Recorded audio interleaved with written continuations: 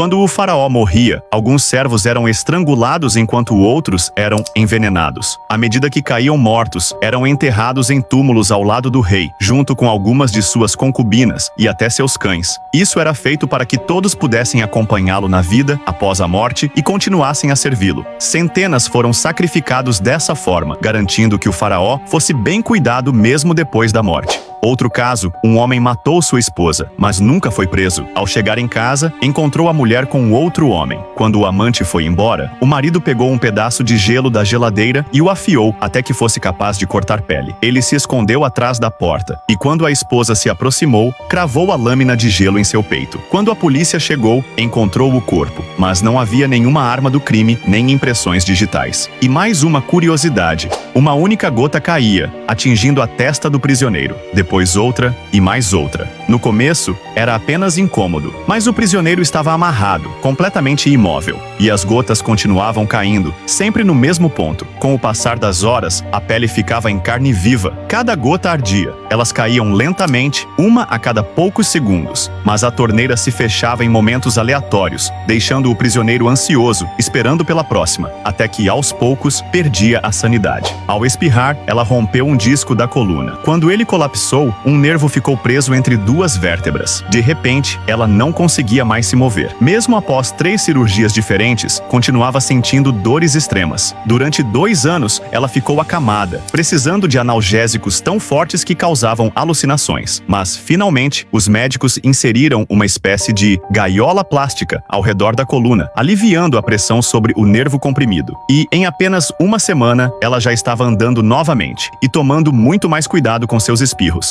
A lâmina cortaria os anéis de metal e atingiria seu pescoço, caso você usasse cota de malha sob uma guilhotina. Um capacete de aço seria mais resistente, mas se não fosse grosso o suficiente, a lâmina ainda poderia esmagá-lo. Já um elmo completo de um cavaleiro medieval, reforçado com metal sólido, teria alguma chance, mas mesmo que a lâmina não atravessasse, o impacto seria tão forte que ainda assim poderia quebrar seu pescoço. O coveiro decidiu abrir o caixão só para dar uma olhadinha rápida. Ele já estava quase terminando de cavar o túmulo, e às vezes gostava de ver o rosto da pessoa que estava prestes a enterrar, mas o que viu o fez cair para trás em choque. Era o seu próprio rosto, olhando para cima de dentro do caixão. Com o coração disparado, ele correu para casa, deixando a cova pela metade. Mas ao chegar lá, sua esposa o olhou com horror. Ela recuou, tremendo, e estendeu a mão para pegar uma faca atrás de si. Ele deu um passo à frente, e ela gritou. Ele fugiu. Sem saber para onde ir, voltou para o cemitério, mas agora havia figuras em pé ao redor do caixão aberto. Ele se aproximou devagar. A pele deles era acinzentada, as cabeças inchadas e os olhos pretos e arregalados. Um deles se virou, colocou a mão em seu ombro e disse: "Você concluiu a missão, Zartan. Ótimo trabalho, como sempre." Ele não conseguiu se mover nem falar. Ficou congelado em confusão.